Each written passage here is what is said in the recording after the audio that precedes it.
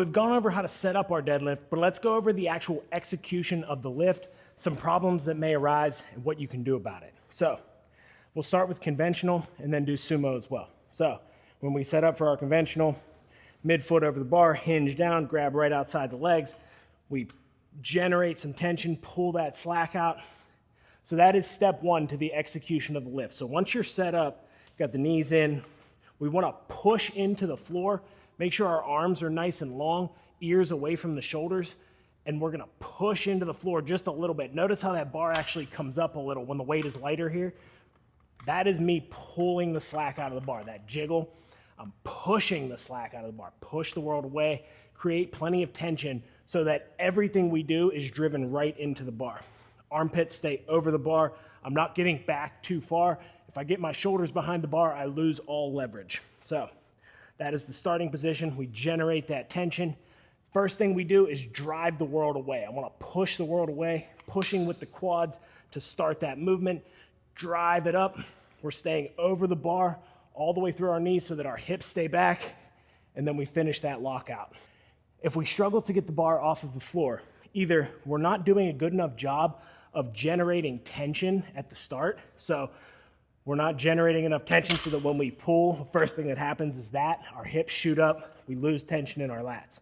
So make sure that you're creating enough tension and then staying over the bar, and then your quads are strong enough to drive through the floor. So if you're having trouble getting it off the floor, look at your setup, see if you're creating enough tension. Are your lats strong enough? Is your core strong enough? Are your hips and knees in proper position? And then we look at strengthening the quads.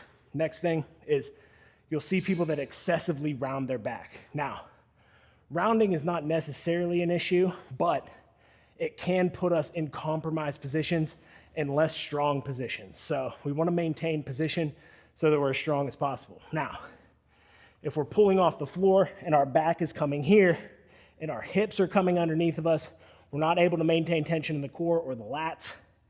So our back is super rounded. It's not going to work out for us.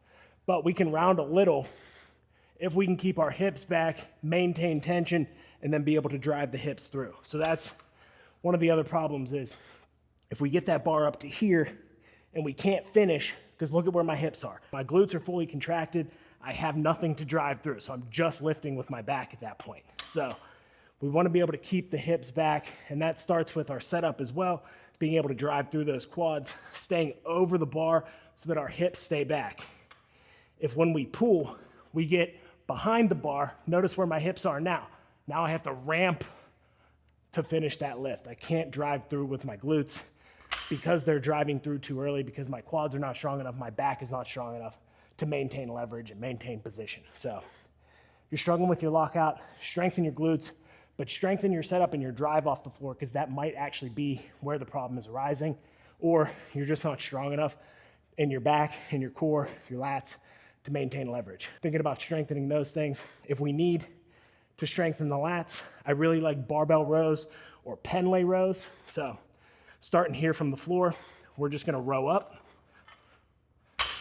That's gonna generate that tension and power in our lats, allow us with our core and our hips back, so we're able to generate that power in our back. That's a great way to strengthen your back and your core for the setup and feel that good setup position. So if you need to strengthen your lats for the deadlift, it's a great way to do it. Make sure, obviously hitting glutes, hamstrings, quads. If you're trying to strengthen your quads for your setup, specifically in your deadlift stance. So focus on close stance quad work. That'll help you drive off the floor. And then just get that setup correct. Then you'll be able to execute a great conventional deadlift and get your PR up.